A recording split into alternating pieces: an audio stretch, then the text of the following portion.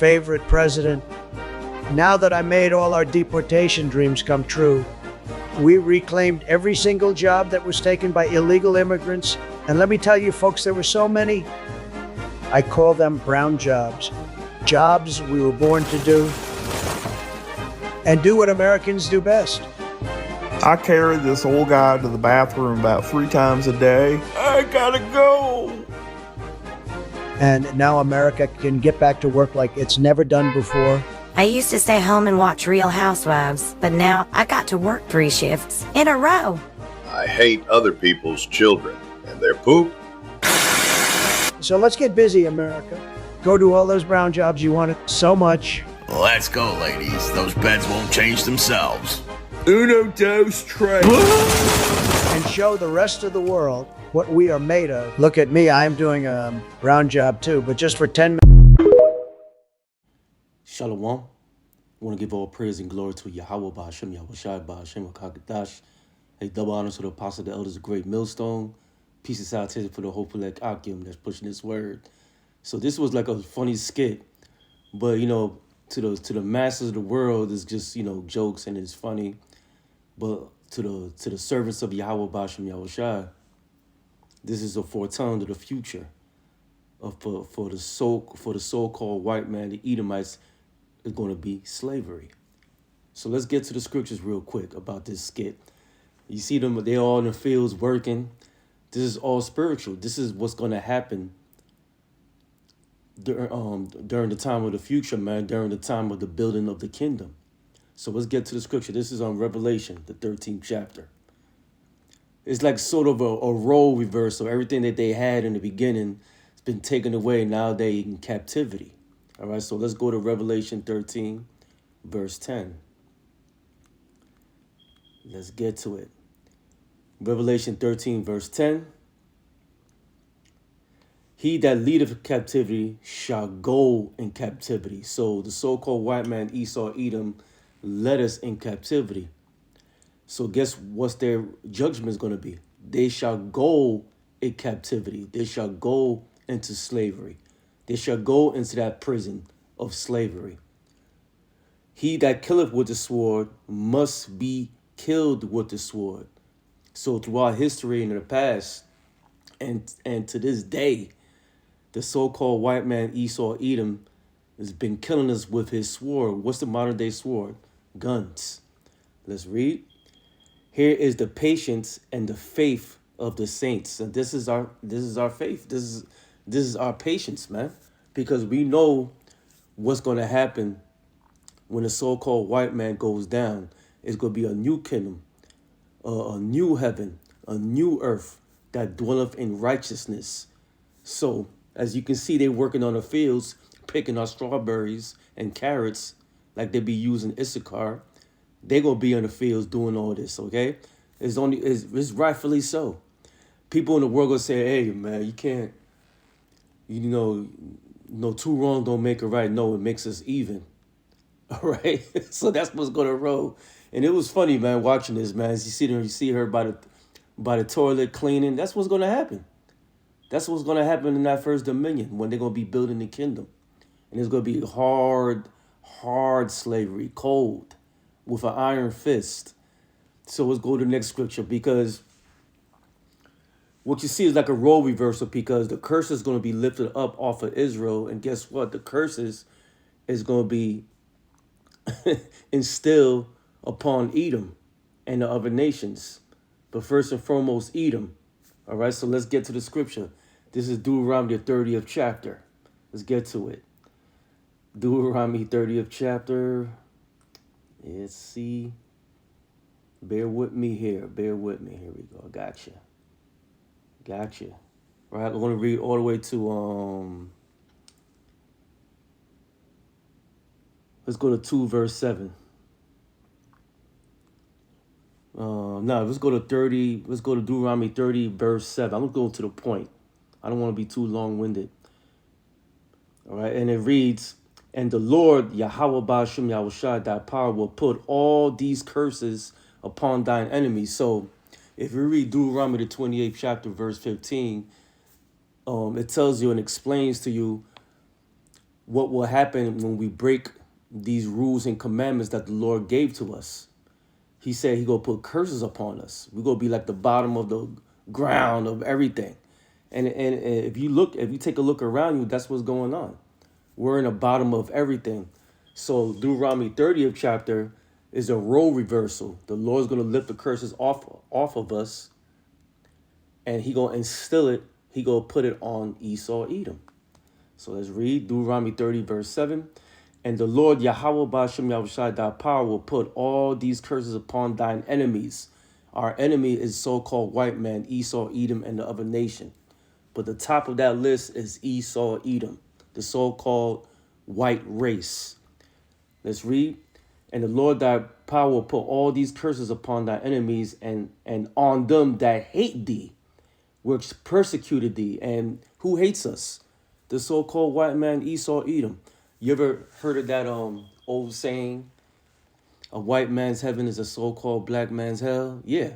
When there's going to be a reversal, because the so-called black man, Latino man, Native American man, and Seminole Indian, who are the Israelites according to the Bible, you're gonna have a new heaven and a new earth that dwelleth with righteousness.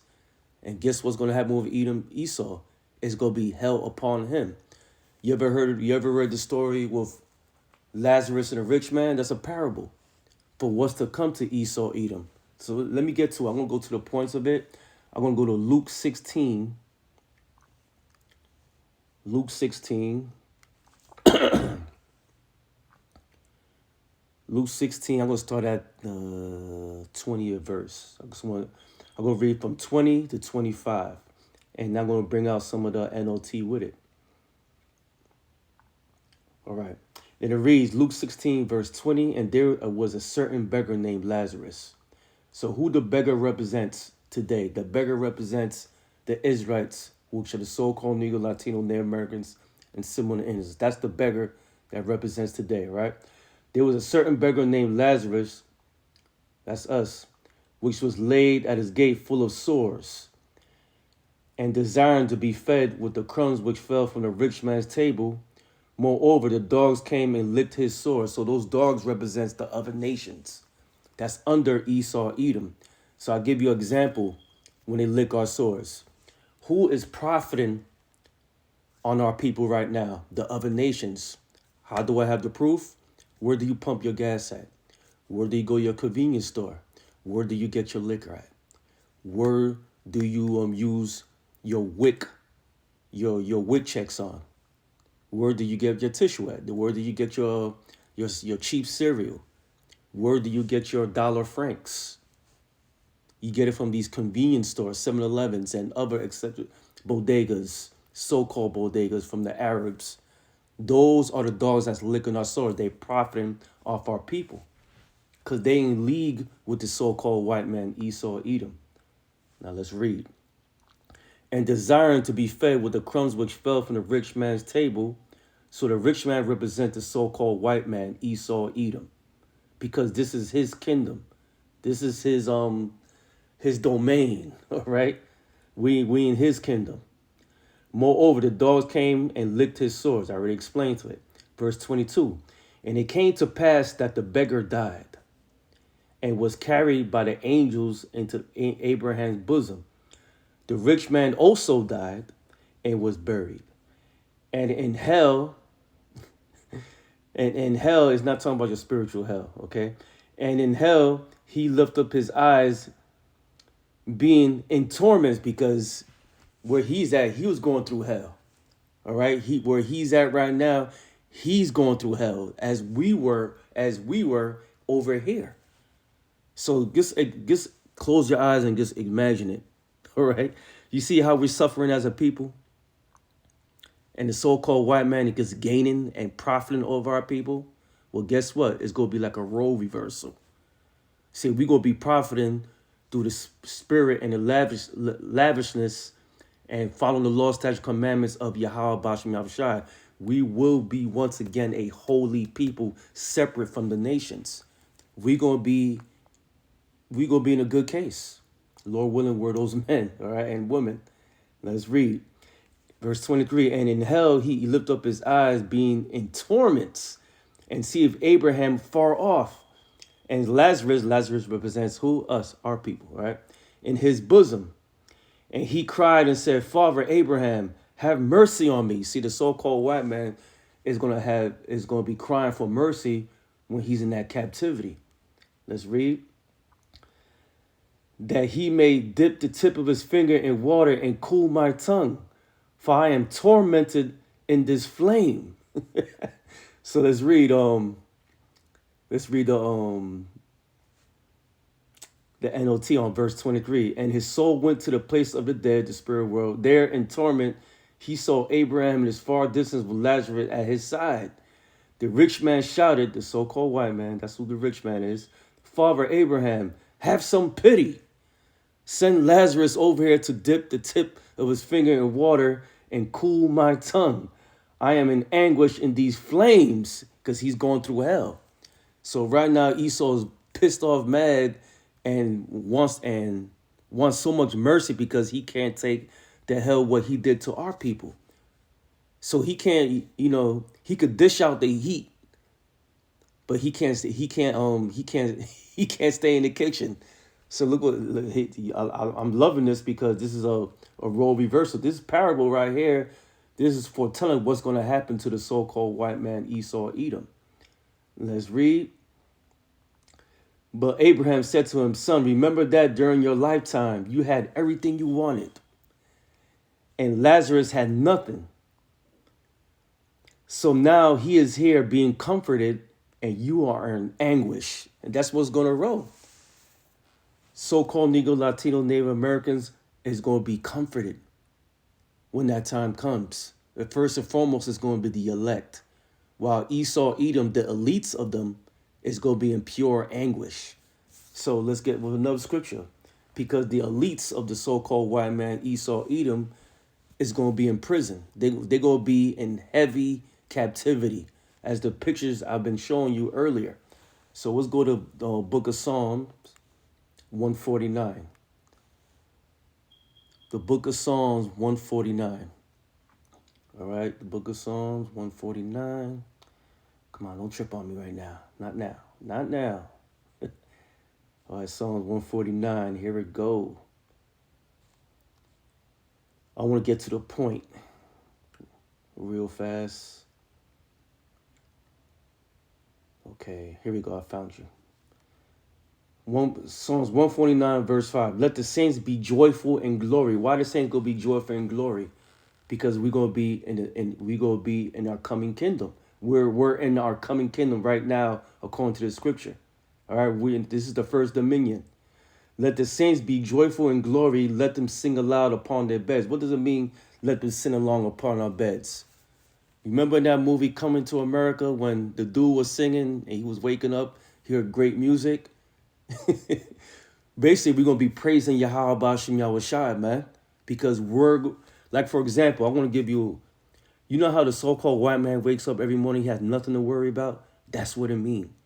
We're going to wake up smiling and have nothing to worry about, because we're going to be waking up and get ready and get ready and put fear and hell upon Esau, Edom. Put them to work. But at the same time, we're going to be comforted because we're going to be happy. All right? We're going to have that true rest. Now let's read. Let the high praises of Yahweh Bashim Ashai be in their mouths, like I said earlier, and a two-edged sword in their hand. Yeah, we're gonna have a physical sword, and we're gonna have the laws, statute, commandments, and our inward parts. All right. Verse 7, to execute vengeance upon the heathen. What's the heathen? The heathen are the nations outside of Israel, of the Israelites. All right. To execute vengeance upon the heathen and punishments upon the people, to bind their kings with chains and their nobles with fetters of iron. What does it mean by fetters of iron? Remember back in the slavery days, they used to have bird cages around our heads and chains and big buckles around our neck. That's what's going to happen to the so-called white man, Esau, Edom. All right, let's read. to bind their kings with chains and their nobles with fetters of iron, to execute upon them the judgment written. This honor have all the saints. Praise ye Yahweh Ba'ashem Yahushai. That's what's going to roll. So let's go to another scripture real quick. Remember, you seen that picture with a woman over there cleaning the tubs. I had one when he was taking care of the babies. Hey, that's scriptural right there too. That's Isaiah the 49th chapter. Let's go to verse 23. And then I'm gonna close it off right there. All right. So this is Isaiah 49, verse 23. And it reads, let's get it. All right. And kings be thy nursing fathers, and their queens by thy nursing mothers. So guess what? The so-called white woman, the Caucasian race today, they gonna be the new mammies on this planet, on the first dominion. All right. And kings shall be thy nursing fathers, and their queens thy nursing mothers. They shall bow down to with their face towards the earth, and lick up the dust of thy feet. And thou shalt know I am the Lord, for there shall not be ashamed that wait for me. Who's not going to be ashamed that wait for me? It's talking about first and foremost the elect. All right. These kings shall be nursing fathers, and these queens shall be nursing mothers. Basically, they're going to be slaves in the first dominion. After the 1,000 years of that era, of that slavery is done, they're going to be exterminated. Every last one of them of the house of Esau. You could read that in Obadiah, the first chapter. There's only one chapter. Read it toward the last verses. I think it's believed 16 through 18. So I just want to do a quick lesson on this so-called parody they made, but it's really their future, right? Minus America, minus Babylon. This is their future. There ain't going to be no America to tend to farm at. That's not going to happen. All right, so I hope your brothers and sisters was edified. It was a funny parody. Had me rolling. To that, another video. Shalom.